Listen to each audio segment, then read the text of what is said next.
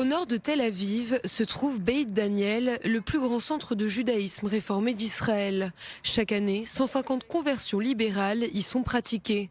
Ces conversions pourraient toutefois bientôt ne plus être reconnues si la loi sur les conversions était adoptée. Le projet de loi a été suspendu pour 6 mois. Mais le débat politique n'en est pas pour autant apaisé. Cette semaine, le ministre de l'Intérieur, Aryeh Deri, a provoqué la polémique en déclarant que les conversions libérales allaient permettre aux migrants africains d'obtenir la citoyenneté. La rabbin Galia Sadan de Beit Daniel est pourtant catégorique. Tous les convertis sont israéliens ou sur le point de le devenir. Beaucoup des migrants originaires d'Afrique, que ce soit les travailleurs étrangers, les réfugiés, parfois illégaux, nous ne pouvons pas les accepter. Nous ne pouvons pas accepter les personnes qui n'ont pas la citoyenneté. Parmi les élèves en conversion libérale, certains sont déjà juifs.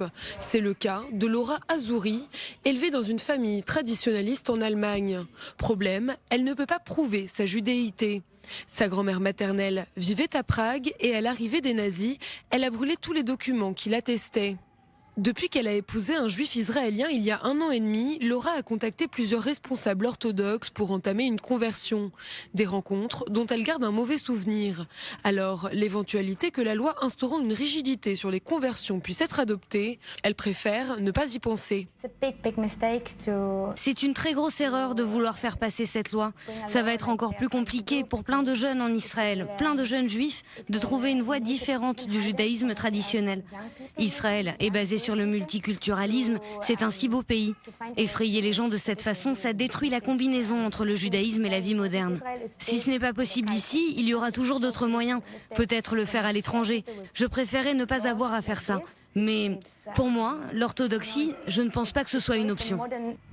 Melitza est née dans une famille catholique à Medellín en Colombie. Israël et les Juifs, elle ne connaissait qu'à travers ses études spécialisées en géopolitique du Moyen-Orient. Lorsqu'elle fait son premier voyage dans l'État hébreu, elle explique avoir eu un coup de cœur. Très vite, elle embrasse les traditions et ressent un profond attachement. De nombreuses personnes disent « tu as une âme juive ». Beaucoup de gens m'ont dit ça, mais je l'ai vraiment ressenti. J'ai senti une connexion. Cela fait 5 ans que Melitza réside en Israël. Elle a entamé sa conversion libérale il y a près d'1 an. Après 1h30 de cours chaque semaine, elle passera son examen final dans 1 mois.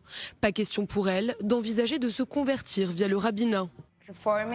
Avec les réformés, j'ai vu que je n'avais pas besoin de mentir à propos de qui je suis, de ce que je fais et de pourquoi je le fais. Melitza espère également qu'en Israël, les mentalités vont évoluer concernant la vision du judaïsme réformé, selon elle, trop souvent considéré à tort comme un second choix. Même au sein de la société, pas seulement chez les orthodoxes, si vous demandez à quelqu'un ce qu'il pense des réformés, il dira « Ah oui, les réformés, donc tu le fais parce que c'est plus simple ». C'est important que cette loi ne passe pas parce que sinon ça enverrait le mauvais message à la société. Aux États-Unis, le mouvement juif réformé s'inquiète également. De nombreux responsables religieux n'ont d'ailleurs pas hésité à remettre en cause leur soutien au gouvernement israélien. Cette semaine, un important donateur américain a même demandé à être remboursé de la somme d'1 million de dollars qu'il venait de transférer à l'État hébreu.